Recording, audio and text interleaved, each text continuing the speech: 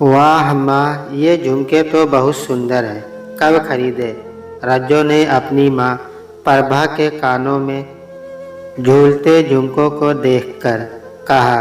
पिछले महीने हमारी शादी की सालगिरह थी ना, तभी अपर्णा बहू ने मुझे ये झुमके और तुम्हारे पापा को घड़ी दी थी। पता नहीं कब वह ये सब खरीद लाई, प्रभा ने कहा। अपनी आंखें बड़ी कर रज्जो बोली। भाभी ने क्या बात है? फिर आह भरते हुए कहने लगी, मुझे तो कभी इस तरह से कुछ नहीं दिया उन्होंने। हाँ भाई, सास ससुर को मक्खन लगाया जा रहा है। लगाओ लगाओ, खूब मक्खन लगाओ। इसका ध्यान उन झुमकों पर ही अटका हुआ था। कहने लगी, जिसने भी दिए हो माँ, पर मेरा दिल तो इस झुमकों पर आ गया। हाँ तो ले लो ना बेटा, इसमें क्या है? कहकर प्रभा ने वे झुमको उतार कर तुरंत अपनी बेटी रज्जो को दे दिए। उसने एक बार ये नहीं सोचा कि अपर्णा को कैसा लगेगा जब वह जानेगी कि उसके दिए उपहार स्वरूप झुमके उसकी सास ने अपनी बेटी को दे दिए। प्रभा के देने पर भर की देरी थी कि रज्जो ने झट से वे झुमके अपने कानों में डाल लिए। फिर बनावटी मुंह बनाकर कहने लगी, मन नहीं है तो ले लो माँ, नहीं तो फिर मेरे पीठ पीछे घर वाले, खास कर पापा, कहेंगे कि जब आती है रज्जो कुछ न कुछ लेकर ही जाती है। कैसी बातें करती हो बेटा, कोई क्यों कुछ कहेगा? और क्या तुम्हारा हक नहीं है इस घर में? तुम्हें पसंद है तो रख लो ना, इसमें क्या है? तुम पहनो या मैं पहनूं, बात बराबर है। सच में माँ, ओह माँ, आप कितनी अच्छी हो। कहकर रज्जो अपनी माँ के गले लग गई। हमेशा से तो वह यही करती आई है, जो पसंद आया उसे रख लिया। यह कभी नहीं सोचा कि वह चीज़ किसी के लिए कितना मायने रखती है। इतने प्यार से और किस तरह से पैसे जोड़कर अपर्णा ने अपनी सास के लिए वे झुमके खरीदे थे, पर प्रभा ने बिना सोचे समझे उठाकर झुमके अपनी बेटी को दे दिए। अरे वाह, ये तो कह सकती थी कि ये झुमके तुम्हारी भाभी ने बड़े शौक से मुझे खरीद कर दिए हैं, इसीलिए मैं तुम्हें दूसरे बनवा कर दे दूंगी। पर नहीं, कभी उसने बेटी के आगे बहू की भावना को समझा है जो अब समझेगी। माँ देखो तो मेरे ऊपर ये झुमके कैसे लग रहे हैं, अच्छे लग रहे हैं ना? बोलो ना माँ। आईने में खुद को निहारते हुए रज्जो कहने लगी, वैसे माँ आपसे एक शिकायत है। अब किस बात की शिकायत है? प्रभा ने पूछा। मुझे नहीं बल्कि आपके जमाई को। कह रहे थे आपने वादा किया था उनसे ब्रेसलेट देने का, जो अब तक नहीं दिया। हाँ याद आया, पर अभी पैसे की थोड़ी तंगी है बेटा। तुझे तो पता ही है कि तेरे पापा को कितनी कम पेंशन मिलती है। घर तो अपर्णा बहू और मानव की कमाई से ही चलता है। अपनी मजबूरी बताते हुए प्रभा ने कहा, वह सब मुझे नहीं पता है माँ, वह आप जानो और आपके जमाई, बीच में मुझे मत घसीटो। झुमके अपने पर्स में सहेजते हुए रज्जो ने कहा और चलती बनी। बहू के दिए झुमके तुमने रज्जो को दे दिए? हैरत से भरत ने अपनी पत्नी प्रभा से पूछा। हाँ, उसे पसंद आ गए तो दे दिए, बस इतना ही कहा प्रभा ने और वहाँ से जाने लगी। जानती थी वह कि अब भरत चुप नहीं रहने वाले। क्या कहा तुमने? उसे पसंद आ गए? हमारे घर की ऐसी कौन सी चीज़ है जो उसे पसंद नहीं आती है? बोलो। जब भी आती है कुछ न कुछ उठाकर ले ही जाती है, जरा भी शर्म नहीं है उसे। उस दिन आई तो बहू का पर्स जो उसकी दोस्त ने उसे दिया था उठाकर ले गई। कोई कुछ नहीं कहता तो इसका मतलब ये नहीं कि वह अपनी मन मर्जी करेगी। गुस्से से आग बबूला होते हुए भरत ने कहा। तिलमिला उठी प्रभा अपने पति की बातों पर बोली, ऐसा कौन सी जायदाद उठाकर ले गई वह जो तुम इतना सुना रहे हो? अरे एक जोड़ी झुमके ही तो ले गई है। जाने क्यों रज्जो हमेशा तुम्हारी आंखों में खटकती रहती है। भरत भी चुप नहीं रहे, कहने लगे, किसने मना किया तुम्हें जायदाद देने से? दे दो ना जो देना है, पर किसी का प्यार से दिया हुआ उपहार यूं ही किसी और को देना, क्या यह सही है? अगर बहू ऐसा करती तो तुम्हें कैसा लगता? कितने अरमानों से वह तुम्हारे लिए झुमके खरीद कर लाई थी और तुमने एक मिनट भी नहीं लगाया उसे रज्जो को देने में। किसी को नहीं, बेटी को दिए हैं, समझे? बड़े आए बहू के चमचे हूँ। अरे तुम्हारी बेटी तुम्हारी ममता का फायदा उठा रही है और कुछ नहीं। किस बात की कमी है उसे? हमारे बेटे बहू से ज़्यादा कमाते हैं वे दोनों पति पत्नी, फिर भी कमी हुआ उसे कि अपने माँ बाप के लिए 2 रुपये का भी उपहार लेकर आए। और हमारी छोड़ो, क्या कभी उसने अपनी भतीजी को एक खिलौना भी खरीद कर दिया है? नहीं, बस लेना जानती है। क्या मेरी आंखें नहीं हैं? देखता हूँ मैं तुम बहू बेटी में कितना फ़र्क करती हो। बहू का प्यार तुम्हें ढकोसला लगता है और बेटी का ढकोसला प्यार। ऐसे घूरो मत, मुझे पता चल जाएगा तुम्हें भी एक दिन कैसे बाप हो तुम, जो बेटी के सुख पर भी नज़र लगाते रहते हो। पता नहीं क्या बिगाड़ा है रज्जो ने आपका, जो हमेशा वह तुम्हारी आँखों की किलकिरी बनी रहती है। अपनी आंखें लाल करते हुए प्रभा बोली, ओह कम अक्ल औरत, रज्जो मेरी आँखों की किरकिरी नहीं बनी है, बल्कि अपना बहू तुम्हें फूटी आँख नहीं सुहाती है। पूरे दिन भर में बैठी आराम फरमाती रहती हो, हुक्म चलाती रहती हो।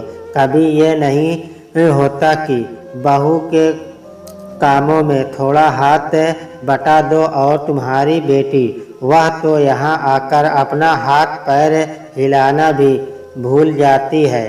क्या नहीं करती है बहू इस घर के लिए? बाहर जाकर कमाती भी है और अच्छे से घर भी संभाल रही है, फिर भी तुम्हें उससे कोई न कोई शिकायत रहती ही है। जाने क्यों तुम बेटी बहू में इतना भेदभाव करती हो। कमा कर लाती है और घर संभालती है, तो कौन सा एहसान कर रही है हम पर? घर उसका है तो संभालेगा कौन? अच्छा, सिर्फ उसका घर है, तुम्हारा नहीं। बेटी जब भी आती है उसकी खातिरदारी में जुट जाती हो, पर कभी ये नहीं होता कि ऑफिस से थकी हारी आई बहू को एक गिलास पानी दे दो। बस ताने मारना आता है तुम्हें। अरे बहू तो बहू, उसकी दोस्त को भी तुम देखना नहीं चाहती हो। जब भी आती है कुछ न कुछ सुना ही देती हो। तुम्हें लगता है कहीं वह अपूर्णा के कान न भर दे तुम्हारे खिलाफ। उफ, मैं भी किस पत्थर से अपना सिर फोड़ रहा हूँ। तुमसे तो बात करना भी बेकार है, कहकर भरत वहाँ से चले गए। सही तो कह रहे थे भरत, अपर्णा क्या कुछ नहीं करती है इस घर के लिए, पर फिर भी प्रभा को उससे शिकायत ही रहती है।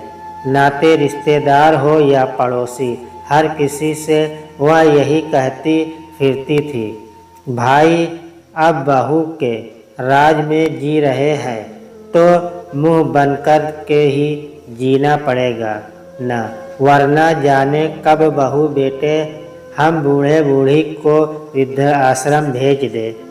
यह सुनकर अपर्णा अपना चेहरा नीचे कर लेती थी, पर अपने मुंह से एक शब्द भी नहीं बोलती थी। पर उसकी आँखों के बहते आंसू उसके मन के दर्द को जरूर बयां कर देते थे। अपर्णा ने तो आते ही प्रभा को अपनी माँ मान लिया था, पर प्रभा तो आज तक उसे पराई घर की लड़की ही समझती रही। अपर्णा जो भी करती प्रभा को वह बनावटी लगता था, और रज्जो का एक बार सिर्फ यह पूछ लेना, माँ आपकी तबीयत तो ठीक है ना, सुनकर प्रभा खुशी से कुप्पा हो जाती।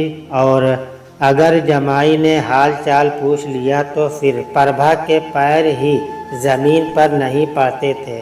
उस दिन सिर्फ इतना ही कहा था अपर्णा ने, माँ ज़्यादा चाय आपकी सेहत के लिए नुकसानदायक हो सकती है, और वैसे भी डॉक्टर ने आपको चाय पीने से मना किया है। ओमन हॉर्लिक्स लाई हो, ये पी लीजिए। यह कहकर उसने गिलास प्रभा की ओर बढ़ाया ही था कि प्रभा ने गिलास उसके हाथों से झटक दिया और टेबल पर रखते हुए तनक कर बोली, तुम मुझे ज़्यादा डॉक्टरी का पाठ मत पढ़ाओ बहू, जो मांगा है वही लाकर दो। फिर बुदबुदाते हुए अपने मन में ही कहने लगी, बड़ी आई मुझे सिखाने वाली, अच्छे बनने का नाटक तो कोई इससे सीखे। अपर्णा की हर बात उसे नाटक सरीखी लगती थी, मानो ऑफिस के काम से शहर से बाहर गया हुआ था और अपर्णा भी अपने कजिन भाई की शादी में गई हुई थी। मन ही मन अपर्णा यह सोचकर डर रही थी कि अकेले सास ससुर को छोड़कर जा रही हूँ, कहीं पीछे कुछ यह सोचकर जाने से पहले उसने रज्जो को दोनों का ख्याल रखने और दिन में कम से कम एक बार उन्हें देख आने को कहा, जिस पर रज्जो ने आग उगलते हुए कहा, आप नहीं भी कहती न तो भी मैं अपने माँ बाप का ख्याल रखती। आपको क्या लगता है एक आप ही हैं इनका ख्याल रखने वाली? पर अपर्णा के जाने के बाद वह एक बार भी अपने मायके नहीं आई, वह इसलिए कि उसे वहाँ काम करना पड़ जाता। हाँ, फ़ोन पर हाल चाल ज़रूर पूछ लेती और साथ में यह बहाना भी बना देती कि वक्त नहीं मिलने के कारण वह उनसे मिलने नहीं आ पा रही, पर वक्त मिलते ही आएगी। एक रात अचानक भरत की तबीयत बहुत बिगड़ गई। प्रभा इतनी घबरा गई कि उसे कुछ समझ नहीं आ रहा था कि क्या करे। उसने मानो को फ़ोन लगाया, पर उसका फ़ोन इस विस्तार क्षेत्र से बाहर बता रहा था। फिर उसने अपनी बेटी रज्जो को फ़ोन लगाया। घंटी तो बज रही थी पर कोई उठा नहीं रहा था। जमाई को भी फ़ोन लगाया, उसका भी वही हाल था। जितनी बार भी प्रभा ने रज्जो और उसके पति को फ़ोन लगाया, उन्होंने नहीं उठाया। शायद सो गए होंगे, प्रभा के मन में ये ख्याल आया। फिर हार कर उसने अपर्णा को फ़ोन लगाया। इतनी रात गए प्रभा का फ़ोन आया देखकर अपर्णा घबरा गई। प्रभा कुछ बोलती उससे पहले ही वह बोल पड़ी, माँ क्या हुआ? पापा ठीक है ना? लेकिन जब उसे प्रभा की सिसकियों की आवाज़ आई तो वह समझ गई कि कुछ बात ज़रूर है। घबरा कर वह बोली, माँ माँ, आप रो क्यों रही है? कहिए ना, क्या हुआ? अपने ससुर के बारे में सब जानकर कहने लगी, माँ आप घबराइए मत, कुछ नहीं होगा पापा को, मैं कुछ करती हूँ। उसने तुरंत अपनी दोस्त सोना को फ़ोन लगाया और सारी बातों से उसे अवगत कराते हुए कहा कि तुरंत वह पापा को अस्पताल लेकर जाए। जैसे भी हो अपर्णा की जिस दोस्त को प्रभा देखना तक नहीं चाहती थी और उसे बंगालन बंगालन कहकर बुलाती थी, आज उसी की बदौलत भरत की जान बच पाई, वरना पता नहीं क्या हो जाता। डॉक्टर का कहना था कि मेजर अटैक था, अगर थोड़ी और देर हो जाती मरीज को लाने में तो वे इन्हें नहीं बचा पाते। तब तक अपर्णा और मानव आ चुके थे। फिर कुछ देर बाद रज्जो भी आ गई। बेटे बहू को देखकर बिलख बिलख कर रो पड़ी प्रभा और कहने लगी, आज अगर सोना न होती तो शायद तुम्हारे पापा जिंदा न होते। अपर्णा के भी आंसू रुक नहीं रहे थे। उसने अपनी सास को ढाढ़स बंधाया और अपनी दोस्त को तहे दिल से धन्यवाद किया कि उसकी वजह से उसके ससुर की जान बच पाई। अपनी भाभी को माँ के करीब देखकर रज्जो भी मगरमच्छ के आंसू बहाते हुए कहने लगी, माँ मैं तो मर ही जाती अगर पापा को कुछ हो जाता। कितनी खराब हूँ मैं जो आपकी कॉल नहीं देख पाई। वह तो सुबह आपकी मिस कॉल देखकर वापस आपको फ़ोन लगाया तो पता चला, वरना यहाँ तो कोई कुछ बताता भी नहीं है। यह कहकर अपर्णा की तरफ घूरने लगी। रज्जो तभी उसका 7 साल का बेटा बोल पड़ा, मम्मी आप झूठ क्यों बोल रही हो? नानी मम्मी झूठ बोल रही है। जब आपका फ़ोन आया था हम टीवी पर बाहुबली फिल्म देख रहे थे। मम्मी यह कहकर फ़ोन नहीं उठा रही थी कि पता नहीं कौन मर गया जो माँ इतनी रात को हमें परेशान कर रही है। पापा ने कहा भी उठा लो, पर माँ ने फ़ोन नहीं उठाया और फिल्में देखती रही। यह सुनकर तो सब हैरान हो गए। सच्चाई खुलने से रज्जो की तो सिट्टी फिट्टी गुम हो गई। उसे लगा जैसे उससे करंट लग गया हो।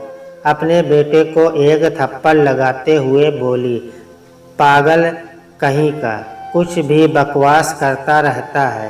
फिर कहलाते हुए कहने लगी, अरे वह तो किसी और का फ़ोन आ रहा था, मैंने उसके लिए कहा था। दांत निपोरते हुए आगे बोली, देखो ना माँ, कुछ भी बोलता है, बच्चा है ना इसलिए। प्रभा को अपने कानों पर विश्वास नहीं हो रहा था। कहने लगी, इसका मतलब तुम उस वक्त जागी हुई थी और तुम्हारा फ़ोन भी तुम्हारे आसपास ही था। तुमने एक बार भी ये नहीं सोचा कि इतनी रात को तुम्हारी माँ किसी कारणवश ही तुम्हें फ़ोन कर रही होगी। अच्छा सिला दिया तूने मेरे प्यार और विश्वास का बेटा। आज मेरा सुहाग उजड़ गया होता अगर यह सोना न होती जिस बहू के प्यार को मैं ढकोसला और बनावटी समझती रही। आज पता चल गया कि वह असल में प्यार ही था।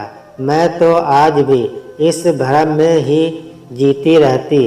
अगर तुम्हारा बेटा सच्चाई न बताता तो अपने हाथों से सोने का अंडा देने वाली मुर्गी निकलते देख अब कहने लगी, रज्जो नहीं माँ, आप गलत समझ रही हैं। समझ रही थी, पर अब मेरी आँखों पर से पर्दा हट चुका है। सही कहते थे तुम्हारे पापा कि तुम मेरी ममता का सिर्फ फ़ायदा उठा रही हो, कोई मोह नहीं है तुम्हारे दिल में मेरे लिए।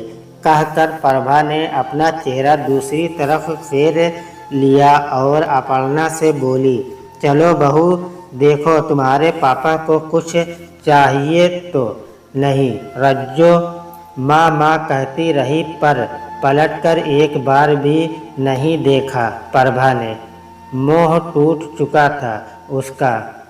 मेरी एक परिचिता के बेटे का विवाह होने वाला था। शादी का जो कार्ड पसंद किया गया वह काफ़ी महंगा था। उन्होंने ज़्यादा कार्ड न छपवाकर एक तरकीब आजमाई जिसमें उन्हें पूरी सफलता मिली।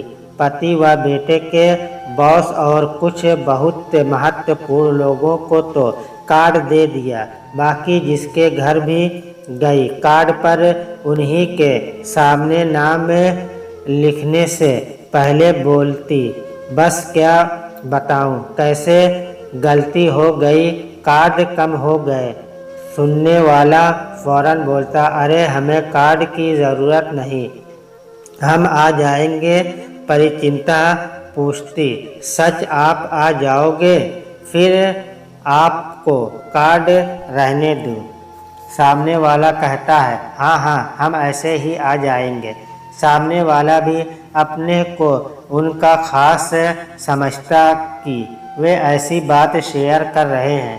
परिचिता ने सबको एक खाली कार्ड दिखाते हुए निपटा दिया। मैं उनके साथ दो घरों में कार्ड देने गई, इसलिए इस कलाकारी की हूँ। खैर कार्ड मुझे भी नहीं मिला। मैंने बाद में उन्हें छेड़ा, जब सबको दिखा देना तो आखिर में कार्ड मुझे चाहिए। इस पर वे खुलकर हंसी और बोली, नहीं मिलेगा, बहुत खर्चे हैं शादी के, चलो कार्ड के तो पैसे बचे। मेरी मौसी ने एक दिलचस्प किस्सा बताया। वे रोडवेज की बस से बनारस जा रही थी। उनकी दूसरी तरफ की सीट पर एक बूढ़ी अम्मा आकर बैठ गई। कंडक्टर भला आदमी था, उसने बूढ़ी अम्मा से टिकट के लिए पैसे भी नहीं लिए, बस चल पड़ी। थोड़ी देर में कंडक्टर ने देखा कि अम्मा कुछ परेशान सी है। उसने पूछा तो वे बोली, बेटा इलाहाबाद आ जाए तो बता देना। कंडक्टर ने हाँ बोला और चला गया, लेकिन बाद में वह भी भूल गया। तब तक बस इलाहाबाद से आगे निकल गई थी। कंडक्टर को अच्छा न लगा, उसने बस वापस मुड़ाई। इलाहाबाद आया तो सोती हुई को जगाते हुए वह बोला, अम्मा इलाहाबाद आ गया। अच्छा बेटा, चलो अपनी दवाई खा लेती हूँ। अरे अम्मा, यहाँ उतरना नहीं है क्या? कंडक्टर बोला, मुझे तो बनारस जाना है। बेटी ने कहा था कि इलाहाबाद आने पर दवाई खा लेना। अम्मा बोली। सवारियों का हंस हंस कर बुरा हाल हो गया और कंडक्टर की शक्ल देखने लायक थी।